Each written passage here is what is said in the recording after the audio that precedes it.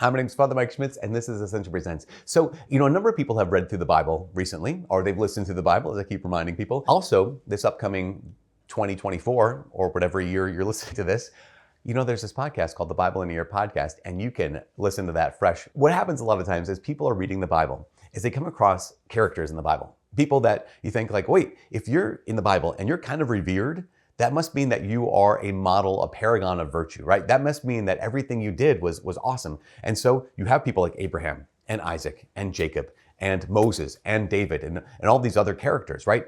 And especially some of them are even in the line of Jesus. And so you think like, okay, they're kind of considered heroes of the Bible. Everything they do must be awesome. And then they start reading the stories and realize, oh, yeah, that's not true.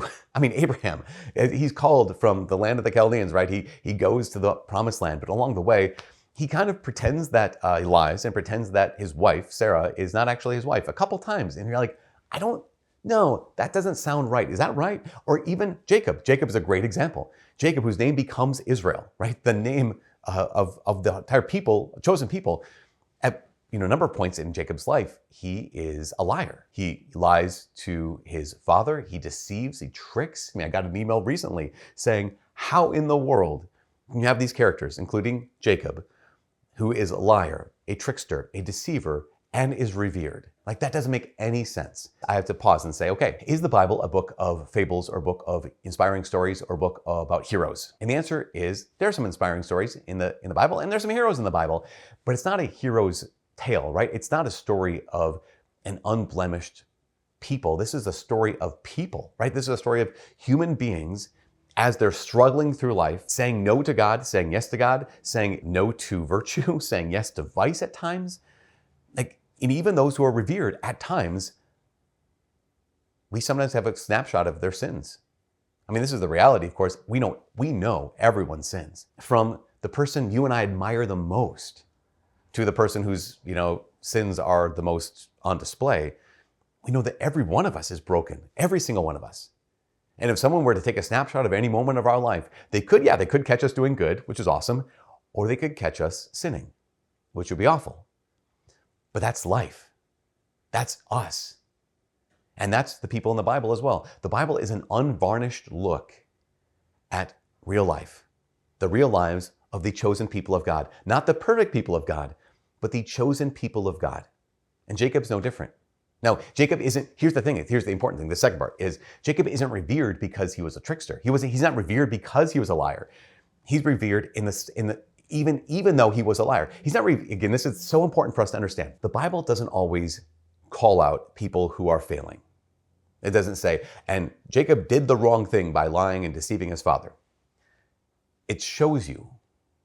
It doesn't say that he didn't really lie in that case, or wasn't really tricking his father, or it was okay. No, it doesn't say at all. In fact, you can imagine his father's heart breaking when he realized that, wait, my son Jacob deceived me. Here's Esau, I meant to give him the blessing, and now here's my son weeping because he can't receive the blessing. So it's not as if the Bible is like, oh, it's all fine.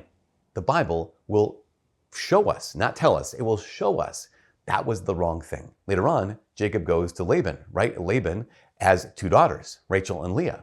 And Jacob wants to marry Rachel, but Leah is the oldest daughter. So if you remember the story, Jacob works for Laban for 7 years. He gets married.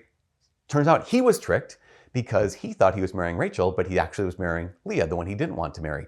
And Laban even says that. He says, I don't know where you come from. Essentially, I'm paraphrasing. I don't know where you come from, but in our place, the younger doesn't receive until the older receives, demonstrating that what Jacob had done was done back to him. Does that make sense? So what I'm trying to say is the Bible is a story of humanity coming into contact with God and God coming into contact with humanity.